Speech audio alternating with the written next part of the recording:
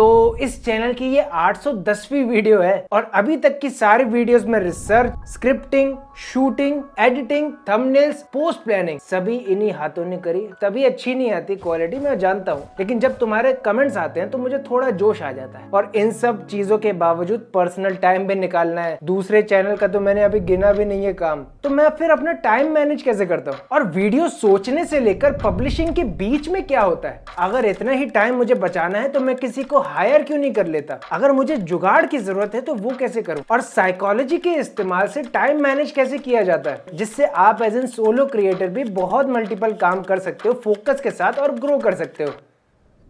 पैसा भी कम लगेगा। हाँ, मुझे पता है तुम कहोगे अकेले भी होकर तूने क्या ही उखाड़ लिया। जानता हूँ लेकिन मानता नहीं। टेंशन बहुत है ना। अब जब हमने इस चैनल की शुरुआत करी थी, एक मिनट, हमने सभी इन्हीं हाथों ने करी। हम का यहाँ मतलब है मैं और आप। हम मैं इसलिए बोलता हूँ ताकि आप मुझसे रिलेट कर सके। हाँ, तो मैं ये कह रहा था कि हमने पीपीटीज बनाने से पहले शुरुआत की थी। पीपीटीज को वीडियोस में कन्वर्ट करते थे और डालते थे। आज भले ही मेरी क्वालिटी इतनी ज्यादा नहीं है जितने प्रोफेशनल करते हैं, लेकिन फिर भी आज अगर मैं पीछे मुड़ के देखता हूँ तो लगता है कि हाँ यार, थोड़ा तो ग्रो हुए। तो ये ड्रास्टिक चेंज कैसे आया? अगर इसको समझ लिया तो तुम्हारी 20% प्रॉब्लम सॉल्व हो जाएगी। तुम एकदम नूबड़े किस्म के इंसान हो मेरी तरह, जो बिना तैयारी के एक YouTube चैनल खोलना चाहता है। ना उसको एडिटिंग आती है, ना थंबनेल, ग्राफिक डिजाइनिंग आती है, ना कुछ स्क्रिप्ट राइटिंग आती है, कुछ भी नहीं आता। तो तुम्हें एक चीज तो आनी चाहिए, वो है पेशेंस। अरे कम ऑन यार, 810वीं वीडियो है ये। अगर मुझे ये सारी बातें पहले ही पता होती तो 810वीं वीडियो लगती यहाँ तक पहुंचने में। क्या बात कर रहे हो? जहां पर जो मेरे साथ वाले लोग होंगे वो 50 वीडियोस में ही 1 मिलियन क्रॉस कर देंगे। तुम जरा सोचो। उसकी सेल्फ कॉन्फिडेंस की तो धज्जियां उड़ जाती होंगी। लेकिन अगर फिर भी तुम आना चाहते हो तो पूरी तैयारी के साथ आओ, क्योंकि आज जो कंपटीशन है वो तुम्हें आसानी से बीट कर देगा। तो पहले सीखो चीजें और फिर आओ, वरना फिर झेलो ऐसे ही। और क्या, इस टॉपिक के आगे वाली बातें जो है वो इस वीडियो में है, तुम जाके देख लेना। मुद्दे पे आते हैं। हम लोगों ने ये टाइम ग्राफ कहीं ना कहीं तो देखा होगा, किसी ना किसी ने तो तुम्हें बताया ही होगा। इसे हम 4D चार्ट भी कहते हैं, जो टाइम मैनेजमेंट में सबसे इफेक्टिव चार्ट माना जाता है। क्योंकि टाइम मैनेजमेंट में सबसे इंपॉर्टेंट चीज क्या होती है? टाइम। अबे प्रायोरिटाइजिंग। तुम अगर ये डिसाइड कर लो कि तुम्हारी प्रायोरिटी क्या है तो तुम्हारा आधा काम वही हो जाएगा, यानी 20% से अब तुम आ गए 40% पे। अब अगर तुम्हारा कोई अर्जेंट काम है और इम्पोर्टेंट काम है तो भैया कर दो उसे, यानी डू। अगर वो अर्जेंट नहीं है लेकिन इम्पोर्टेंट है तो उसको शेड्यूल कर दो, आगे आने वाले टाइम के लिए उसे तैयार रखो। अगर अर्जेंट है और इम्पोर्टेंट नहीं है तो उसे डेलीगेट कर दो, और अगर अर्जेंट भी नहीं है और इम्पोर्टेंट भी नहीं है तो तुम्हारी जिंदगी में वो कर क्या रहा है उसे हटाओ भाई। अब इसी चार्ट को मैं वीक डेज में कन्वर्ट कर देता हूं, समझाता हूं। सबसे पहले तुम एक रूल मानो, 8+8+8। 8 घंटे सो, 8 घंटे काम करो और 8 घंटे अपनी पर्सनल लाइफ में बिताओ। ये एक आइडियल सिचुएशन होती है एक बिगिनर के लिए, या एक आइडियल फॉर्मूला है अगर किसी को सच में टाइम मैनेज करना है किसी भी चीज को सीखने के लिए या करने के लिए। अब तुम कहोगे कि 8 घंटे ही सोना है तेरे को, 6 घंटे सो ले, 5 घंटे सो ले। अगर मैं क्रिएटर की पर्सपेक्टिव से सोचूं तो भैया ये उड़ जाएगा वरना। और इम्पोर्टेंट बात तो ये है कि चीजें अगर आपके दिमाग में नेचुरली आती हैं तो उसका सबसे अच्छा आउटपुट देखा गया है। तो एज एन क्रिएटिव लिबर्टी यहाँ पर मैंने 8 घंटे सोने पे भी दिए, लेकिन इस फॉर्मूले के बेसिस पे मैंने अपना शेड्यूल बनाया है, वो है 8+12+4। अब ये जो फॉर्मूला है वो मैं सोलो क्रिएटर के पर्सपेक्टिव से सोच रहा हूँ, लेकिन एक सोलो क्रिएटर जिसे सारा काम करना है उसको इस फॉर्मूले पे जाना चाहिए, ऐसा मेरा मानना है। तुम सोच रहे होगे कि इसमें तो पर्सनल लाइफ के लग गए होंगे। ये चीज उस पर भी डिपेंड करती है कि तुम्हारे 8 घंटे कब से चालू हो रहे हैं। अगर तुम 3 बजे सो के 11 बजे उठोगे तो तुम्हारे 8 घंटे जो वर्क पीरियड है वो 11 बजे से चालू हो जाएगा। अब तुम चाहे कितनी भी, मैं गाली नहीं दे सकता, टाइम पास कर लो, तुम्हारा 11 बजे से मीटर चालू हो चुका है। अब मैंने ये फॉर्मूला इसलिए रखा है क्योंकि मैं 10 बजे उठता हूँ, लेकिन यहाँ पर मैं 2 घंटे एडजस्ट कर लेता हूँ लेट नाइट, यानी ये फॉर्मूला बन जाता है फिर 8+14+2, यानी नाइट में मैं 2 घंटे एक्स्ट्रा लगा देता हूँ। तो बिगिनर्स के लिए ये फॉर्मूला, इंटरमीडिएट लोगों के लिए ये, एडवांस के लिए ये, और अगर तुम एक्सपेंशन चाहते हो अपनी लाइफ में तो ये। अब तुम अपने हिसाब से जो भी चुनना है चुन लो, क्योंकि अब मैं समझाने वाला हूँ कि मैं इसे वीक डेज में कैसे इस्तेमाल करता हूँ। अब तुम्हें पता है कि मैं वीकली एक वीडियो डालता हूँ संडे को शाम को 6 बजे, और उसके साथ साथ कोशिश करता हूँ कि उस हफ्ते में हर दिन एक शॉर्ट वीडियो तो मैं डाल ही दूं, लेकिन फिर भी वो नहीं हो पाता। मैक्सिमम से मैक्सिमम मैं 4 वीडियोस डाल पाता हूँ शॉर्ट्स की। उसके बाद मैं अपना फोकस जो है वो डाइवर्ट करता हूँ अपनी लॉन्ग फॉर्म कंटेंट के ऊपर, क्योंकि अगर मैं पूरा ध्यान फिर शॉर्ट और लॉन्ग दोनों पे लगाऊंगा तो कुछ भी नहीं कर पाऊंगा। तो मैक्सिमम जो होती है वो मंडे, ट्यूसडे, वेडनेसडे, थर्सडे मैं कोशिश करता हूँ कि उसमें शॉर्ट वीडियोस तो आ ही जाए। फ्राइडे, सैटरडे, संडे में अपने लॉन्ग फॉर्म कंटेंट को देता हूँ, लेकिन इसका मतलब ये नहीं कि मैं बाकी दिनों में लॉन्ग फॉर्म के बारे में सोचता ही नहीं। तो अब हफ्ता शुरू होता है सबसे मनहूस दिन से, जॉब वालों के लिए। मेरे लिए शायद सबसे बेस्ट दिन, क्योंकि इस दिन मैं कोई काम नहीं करता वीडियो से रिलेटेड, बस टॉपिक या नॉलेज से रिलेटेड काम करता हूं। अब इस चार्ट पे नजरें बनाए रखना। अब एक सोलो क्रिएटर हूं तो डेलीगेट का ऑप्शन तो यहाँ पर इस्तेमाल नहीं होगा, तुम सोचोगे, लेकिन यहाँ पर मैं एक ही काम को डेलीगेट करता हूँ जो इतना इंपॉर्टेंट तो नहीं होता लेकिन अर्जेंट जरूर होता है वीडियो पब्लिशिंग के बाद, वरना उसकी हफ्ते में कोई ऐसी नीड नहीं रहती। वो है सबटाइटलिंग। तो उसके लिए हमारे पास एक बंदा है अमनदीप नाम से। तो अभी इस कॉलम पे सिर्फ यही छाया रहेगा, लेकिन अगर तुम चाहते हो कि तुम ही सबटाइटल एडिट भी करो तो तुम्हारा फॉर्मूला कुछ ये हो जाएगा। अब मंडे इंपॉर्टेंट और अर्जेंट काम मेरा क्या होता है? पोस्ट प्लानिंग होता है, माइंड मेकिंग होता है कि मेरे को वीडियो आगे किस पे बनानी चाहिए, मेरे कॉम्पिटिटर्स क्या कर रहे हैं, वो किस वीडियो पे अपना फोकस डाल रहे हैं, ऑडियंस क्या कर रही है, इंटरनेट पे क्या चल रहा है, ट्रेंड क्या चल रहा है, मुझे किस पे आगे वीडियो बनानी चाहिए, उसके 2-3 टॉपिक मैं चुन लेता हूँ। क्या मैं कोई नया एडिटिंग स्टाइल ला सकता हूँ? जितने भी सारे प्री प्लानिंग वाले काम होते हैं वो मैं मंडे को करता हूँ और इस कॉलम में जरूर रखता हूँ। अब वो काम जो अर्जेंट नहीं है लेकिन इंपॉर्टेंट जरूर है, जैसे कि किस टॉपिक पे मुझे रिसर्च करनी है,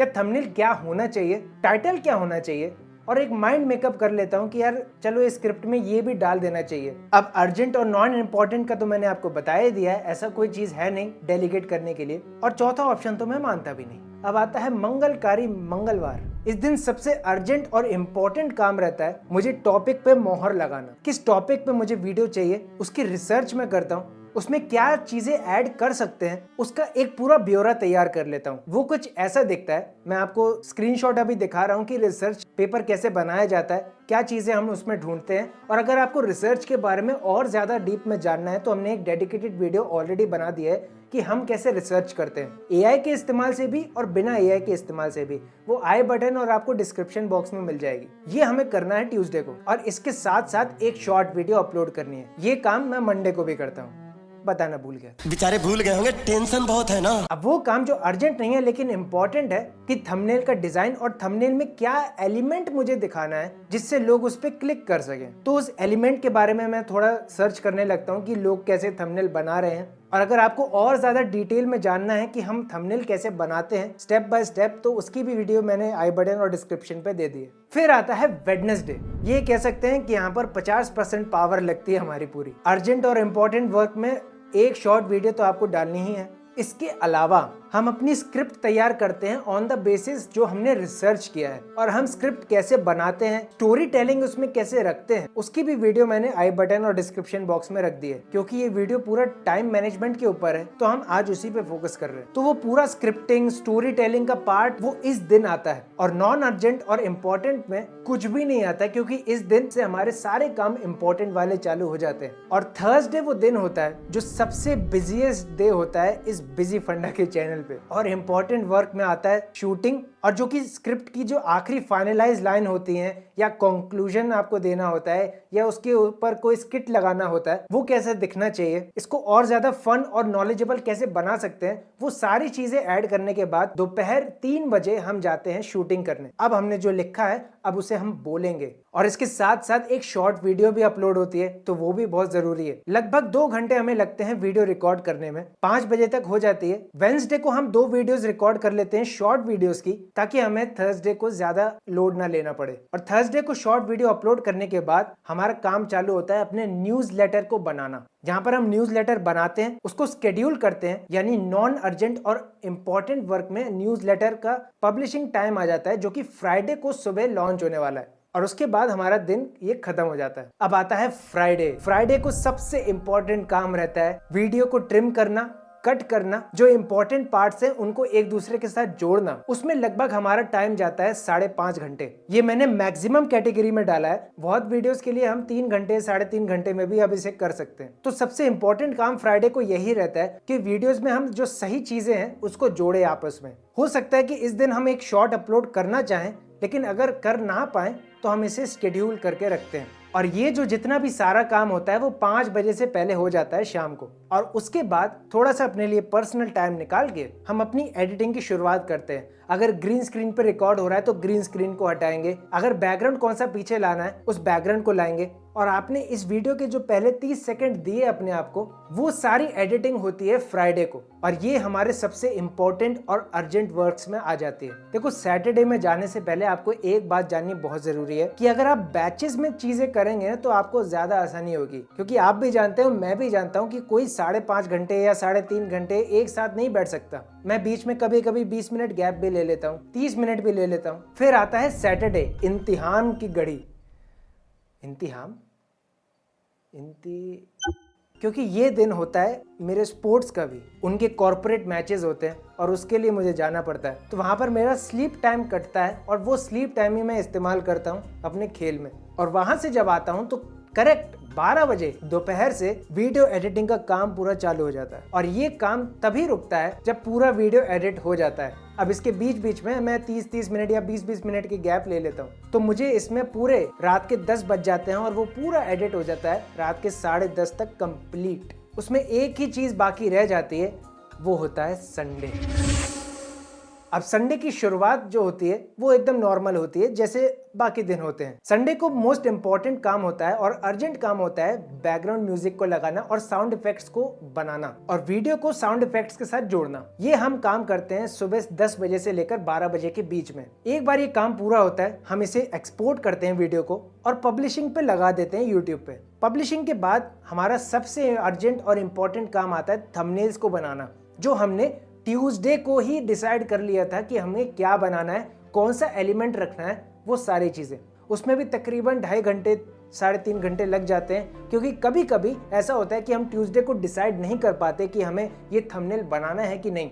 तो उस मोमेंट पे हमारे पास 3.5 घंटे या 4 घंटे 5 घंटे की विंडो होती है कि आप थंबनेल को एक अच्छे से डिजाइन करें या सोचें क्या थंबनेल आपको बनाना है। इसमें कभी कभी हमें जुगाड़ भी करना पड़ता है और हमें ये भी पता रहता है कि शायद ये थंबनेल नहीं चल पाएगा, तो हमें कोई ऑल्टरनेटिव थंबनेल बना के रखना पड़ेगा। लेकिन वीडियो तो 6 बजे लगानी है, तो फिर क्या करें अगर थंबनेल ना बने तो कभी कभी तो ऐसा भी हुआ है कि 5:30 बजे तक हमारा थंबनेल तैयार नहीं होता था। हमारा जो बेस्ट थंबनेल जो हमने 5:30 बजे तक बना रखा होता था, हम उसे अपलोड कर देते थे और 6 बजे वीडियो आपके पास आ जाती है। अब तुम्हें एक जुगाड़ की बात बताता हूँ। ये हमारा पिछला वीडियो है और इसका पहला थंबनेल ये था बराबर। अब ये थंबनेल ये है, क्योंकि वीडियो की परफॉर्मेंस हमें उतना तेज नहीं देखने को मिल रहा था जितना हम एक्सपेक्ट कर रहे थे, इसलिए हमने ये थंबनेल चेंज किया। और ये थंबनेल जो था वो जुगाड़ से बना हुआ था। देखो, अगर आप एक सोलो क्रिएटर हो तो आपको कभी ना कभी जुगाड़ करना ही पड़ेगा, क्योंकि आपकी स्किल सेट उतनी ही है, आपने सीख ली है। अब आप कितना भी अच्छा बना दो, लेकिन आप प्रोफेशनल से कम्पीट नहीं कर सकते हो, तो वहां जुगाड़ काम आता है। तो मैंने क्या किया,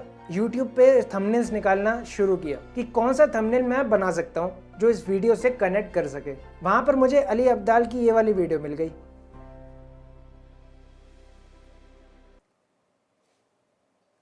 देखो, आप जूते मत मारना भाई। तो आपको जुगाड़ू दिमाग रखना पड़ेगा और ऐसा नहीं है कि आप कभी फेल ही नहीं होगे। बॉस, 810 वीडियोस में से मुश्किल से 200 वीडियोस होंगी जिसमें थोड़े बहुत अच्छे व्यूज आए, बाकी सारी वीडियोस फेलियर या एवरेज आप गिन सकते हो। और ये आपको एक्सेप्ट करना पड़ेगा। अगर आप सोलो काम कर रहे हो तो आप कंपीट नहीं कर सकते किसी के साथ कि यार वो तो बंदे लेके बैठा हुआ है। आपको जितना आता है आप उतना करो ना। यहाँ पर हमने कुछ साइकोलॉजी का भी इस्तेमाल किया टाइम मैनेजमेंट के अंदर, जैसे टाइम ब्लॉकिंग। हमने एक टाइम ब्लॉक कर दिया एक पर्टिकुलर टास्क के लिए कि हमें यही टाइम पे वो टास्क करना है, तो वहां हमारी मदद हुई। दूसरा आता है पार्किंसंस लॉ। हमने अपनी एक डेडलाइन रख दी कि हमें हर दिन तो एक शॉट लाना ही है। एक डेडलाइन हमने रख दी कि संडे को वीडियो लानी ही लानी है। तो वहां पर आपके प्रोक्रेस्टिनेशन के चांसेस जो है वो कम हो जाते हैं। आपको पता है कि डेडलाइन नजदीक आ रही है। तीसरा, पोरेटो प्रिंसिपल का भी हमने यहाँ इस्तेमाल किया, 80-20 रूल भी जिसे कहते हैं। आपके 80% काम 20% मेहनत से ही हो जाते हैं, अगर आपको पता हो क्या करना है। अब जैसे छोटे मोटे टास्क हैं, बैटरी रिचार्ज फुल होनी चाहिए, माइक की फुल होनी चाहिए, सेटअप पहले से तैयार रखो, टाइटल क्या होना चाहिए, थंबनेल क्या होना चाहिए, ये एक छोटे मोटे टास्क हैं जो आपका टाइम मैनेज करने में बहुत मदद करते हैं। और हाँ, इन सब चीज़ों के बावजूद भी कभी आपको रिजल्ट ना मिले, टेंशन मुक्त रहो। अब एक इम्पॉर्टेंट बात आती है कि मैं फिर हायर क्यों नहीं कर लेता। अब तो यार आपके पास एक अच्छा रिसोर्स है, अब आपके पास हो सकता है यूट्यूब से अच्छी अर्निंग भी आ रही हो, न्यूज़लेटर भी है, तो अब किसी को हायर कर लो ना।